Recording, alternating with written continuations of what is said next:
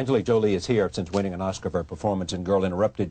She's managed to maintain her status as one of Hollywood's best young actors with the popular Tomb Raider film. She's also traveled the world as one of the United Nations' most recognizable goodwill ambassadors. Her interest in refugee work came after reading the script for her latest movie, Beyond Borders. Here is a look at the trailer for the film. How did I get here? In another godforsaken country. Wanting to find you again. The truth is, I never really knew how it would end. The only thing I am sure of is how it began.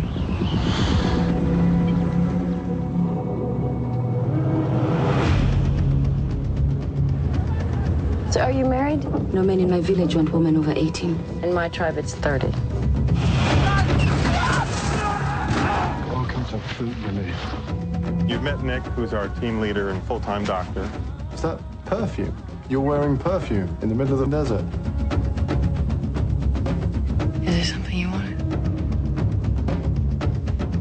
We got about 10 days left. What are you going to do when the food runs out? Oh, we usually find a way. Dr. Callahan, I presume? 25,000. Now you will do this, and you will do this right. And remember, I'm the guy that makes you possible. You're not wearing perfume. Are you gonna tell me where we're going? Place near the border. What's the problem? The boxes. They for who? Don't throw those away. People's lives depend on them. I swear to God, I don't. Did you know about the guns? Thousands of kids die because I wouldn't bend the rules. You don't have to transport guns to help people. You do here. I think you know he wasn't just a doctor anymore. I'm worried that something's going to happen to you. He said, you're a CIA agent. One of you must die. I'm absolutely crazy about you. I'm not good for you. You owe me, you took the money. If anything happens to her... Then what? Nick has disappeared. I want you to be safe. Go home. I'm not leaving until I find him. You're willing to risk your life for love. I want to know where Nick is.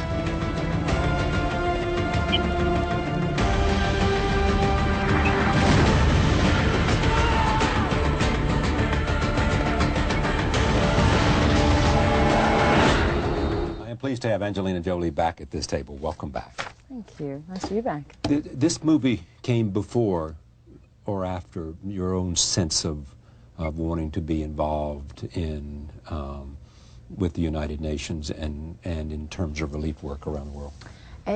The script came before. I read the script about 5 years ago and was moved by it, but knew very little about the world of relief workers and famine and the UN. But when the film didn't go, I was really upset, and I really wanted to go on the journey, and I wanted to understand what the content of the film was. So I got a lot of books and sat up one night, and actually a few nights, and then eventually called Washington and asked if I could just go, if I could travel with them, if they would allow me access to kind of witness the movement of refugees or camps or UN workers, if I could see it and if I could learn about the world, and they were gracious enough to let me go, and then later I did join the UN. Well, you just traveled with them, you know, and went to observe, and mainly because you wanted to absorb, or because you wanted to somehow gather material to make a film, or to... No, I never thought the film was going to come around, and I just personally felt that I started to notice from living in Europe, I started to notice that there was a lot on the news or a lot in different things that I just hadn't heard about. I just felt that was... I think there's a lot we're not taught in school. There was a lot, they didn't cover Pol Pot in my history books. I didn't properly understand what's been going on, in all these countries around the world, and how, how the majority of the world lives, and really what's happening. And so I kind of learned best by being in an environment and wanted to just educate myself. I felt really blind to the real world. So. And how did it change you? It changed me completely. It changed me just to... I just realized how fortunate I was and how stupid I'd been for ever being self-destructive or wanting for more or not understanding how grateful I should be just that I know where my family is and they're alive and my child's healthy, and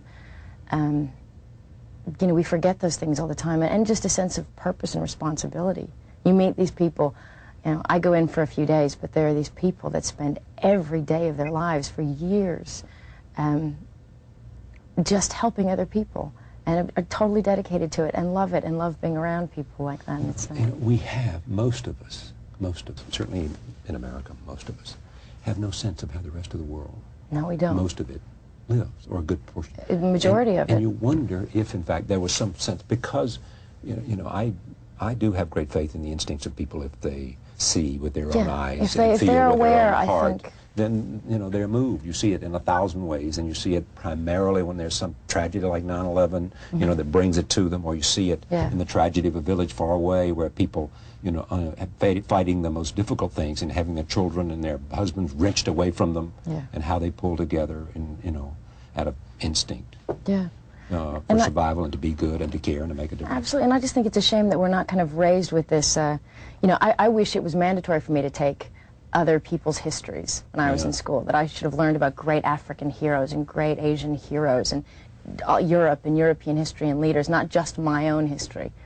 You know, and I think that would just, I don't know, I think we should just be more aware of each other. But it changes you in terms of conduct, how? In terms of conduct? I mean, I'm still the same person. I just have such a, I have one, I think I was always quite lost in not having a sense of purpose. I think to be an actor is a nice thing, and you could tell good stories, but I think to know that you're useful just as a human being with your own hands, willing to, you know, just be out there with real people, talking to families, being amongst people like the people in aid relief who really are these amazing human beings, and learning about the world, and you know, it's just, if it's such a, you're useful, you're a part of real life, and it just, it's given me happiness, and I've learned more from refugees and about life and love and family than I ever did back home. Did it influence your decision to adopt Maddox as a Cambodian? That influenced your decision to do that? Yeah, I've always wanted to adopt. Right. My mom said since I was a kid, we don't know if I saw Annie and was very moved, or if I was just, I just always had the idea of adopting an orphan was very much in my mind. So I went to Cambodia. Would you somehow, there was the choice to adopt an orphan rather than to have your own child, because you felt like you could do something different that way, or make a difference? I feel like it's wonderful when people fall in love and have children.